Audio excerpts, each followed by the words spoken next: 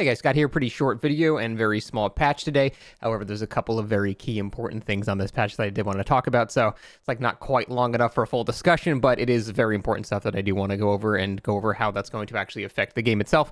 First up, one of the biggest ones is the Krasue nerfs again. So obviously this killer released in a pretty overtuned state, received some extremely minor buffs recently, and now has received further buffs. So this is in addition to the other minor nerfs she got with like vault speed over pallets being made, I think 0.3 or 0.3 seconds slower, and then vaulting pallets was 0.1 second slower.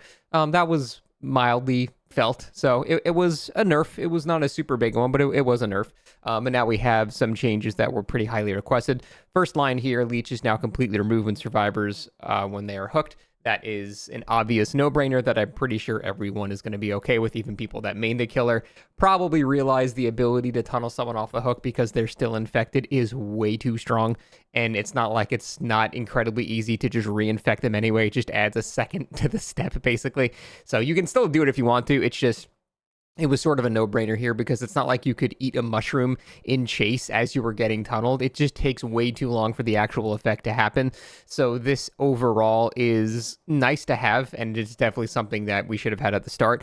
But I do think it's not going to change too much. Like if a Krasue still wants to tunnel you, they're just going to be in body form instead of head form, and then they're just going to shoot a projectile. And frankly, what they're going to do, it might actually make Krasue smarter, because instead of just being in head form and immediately hitting you off hook and then following you in the head form, what they're going to do is be in body form, and as soon as you get unhooked, they're going to probably bounce a regurgitation off of the hook, which will then hit you and the person that unhooked you. So now you're still infected, and another person that saved you is infected, which probably they weren't prior because they were probably just no-brain tunneling. So it's sort of like these things where the anti-face camp thing had a side effect of making killers better at the game because they learned to proxy camp instead, which is actually smarter.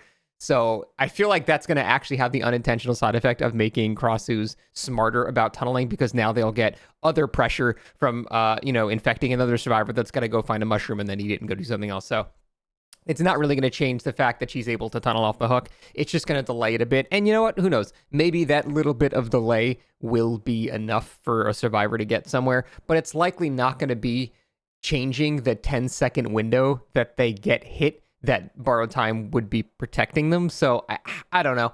It's good to have. I'm happy with this change and it's fine. I'm just really curious to see if I go hard tunnel with this killer, am I going to be affected in any way? The only time I can really see where it's kind of a difference is if the killer is not specifically like proxy camping. If they're actually just sort of like halfway across the map, they see the unhook and then they zoom back to try to down someone. At that point, then they'll be spread out and he'll have to switch back to body form and then switch back to head form again. So in that type of scenario, like the slightly less sweaty tunneling, I guess, I could see this being weaker. Not super weaker, but weaker, which is good. But yeah, people that are like wisely proxy camping and forcing a one-to-one scenario are not going to be affected by this really whatsoever. So it's a good idea. I don't really see a downside to doing this. It's all good. I'm just curious how much it's actually going to affect Krasue tunneling, because she is very, very good at it. The next line, increased corporeal weave time to head form to 1.2 seconds. Was 1 second. So this is going from your body form into head form.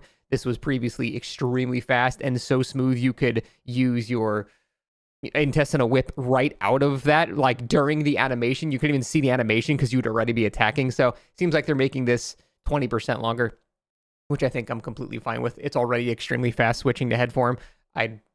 You'll probably notice it because 20% is a noticeable amount. I just don't think in most scenarios it's going to change too much. I can think of like, you infect someone, they're getting to a pallet, you switch to head form and you use your whip like as the animation's happening right before they get to the pallet. Those scenarios might be a bit less possible. So over time, that could actually add up to being a noticeable nerf. I would not call this a sizable nerf. It's just something you might go, oh, I would have gotten hit there before. That sucks. So that is a nerf, and again, it's one of those things where I'm completely fine with it. I do think Krasue on release was extremely overtuned, so things like this that are minor little touch-ups, much better to get these and then keep reiterating than Skull Merchant her, and we've just got another useless killer. So I'm completely fine with this so far. Intestinal Whip windup is now 0.3 instead of 0.2, so basically it's going to take 0.1 seconds longer for the actual damage to start now, which makes things like vaulting and pallets and windows a little bit safer. I forget what it was in the PTB, but it was much longer than that, so I still feel like this is better than it was in the PTB, but worse than its live, so I think that's a fine mix in between there. Decreased Intestinal Whip's collision length to 0.32 seconds was 0.35. I mean, that's a 0.03 second difference.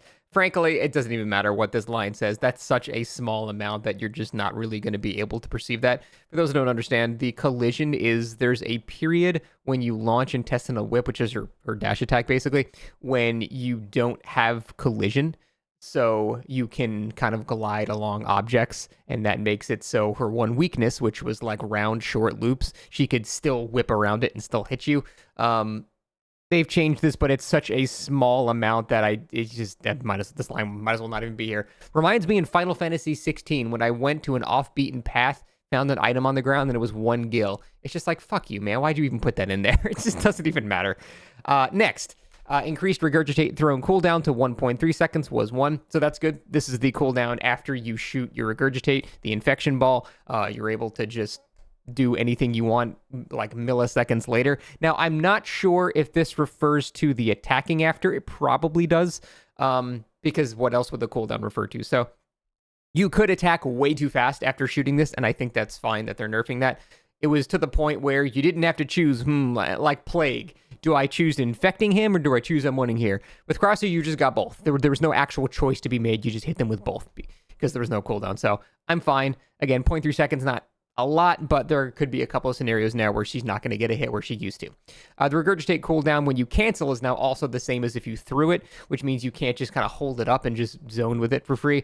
But it has such a low cooldown that it doesn't really matter, because if you ever pull up your hand to shoot the infection with Krasue, you might as well just shoot it. Because if you miss, okay, whatever. You didn't really lose any distance. So this doesn't really matter to me. It's not like, I don't know, a Dracula holding a Hellfire and zoning you with that, or a Pyramid Head, holding Judgment down. It's just, you might as well just shoot it. It has such a short cooldown that there's no reason to cancel and try to zone with it. Plus the auto aim on top of that, it doesn't really matter. So this line doesn't really matter too much. Overall, like I said, this is just incremental small nerfs to the killer, which I do think overall is better than just skull merchanting her and making her completely useless. So this is a much safer thing. If you hate this killer, I understand it, that's fine, but I've noticed there's already a lot less Krasues than on release. We're nowhere near the peak of seeing Springtrap at 24% pick rate or something like that. Krasue's already down to 7 or 8%, so it's not a super widespread issue anymore. And frankly, I'm okay with this. I'm going to play her a bunch today and see exactly how she is. But for the most part, these are pretty tame nerfs that will help in a couple of scenarios, but don't really dismantle her in terms of being an extremely strong killer. So I'm mostly happy with this stuff. Next, as a final aside, they reverted off the record because the change made no sense whatsoever. Off the record was changed because there was a strong anti-tunnel system on the PTB, but then they removed the anti-tunnel system and kept off the record useless. It made absolutely no sense. So, and then they released a killer that was insane at tunneling. Super weird mixed messaging here. So they re-added the endurance effect, and they decreased the duration to 40 seconds, which I think I'm fine with. If you get 40 seconds of value out of the killer chasing you, and then they hit you at 39 seconds, and you still don't go down, that's still some pretty insane value. And I believe it's still maintaining the lack of scratch marks, because that's what the current version on live was or I guess the previous version on live did with the changes, but they didn't mention that being removed. So I believe we now have a shorter duration for the endurance, but also at the same time, you don't have scratch marks. So that will kind of help with losing a killer who is tunneling you, but you also still have some of the protection. It just lasts, less time. But it lasting 80 seconds, I think, was ridiculous. There was really no reason for that shit to last 80 seconds.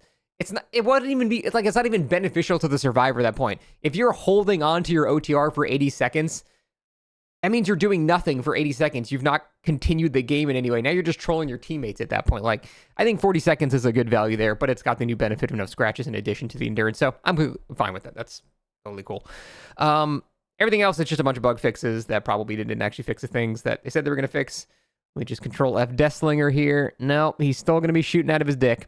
But for the most part, I think the changes to Krasue and off the record are perfectly fine, but we'll go from there. That's it. Thanks for watching. See you next time.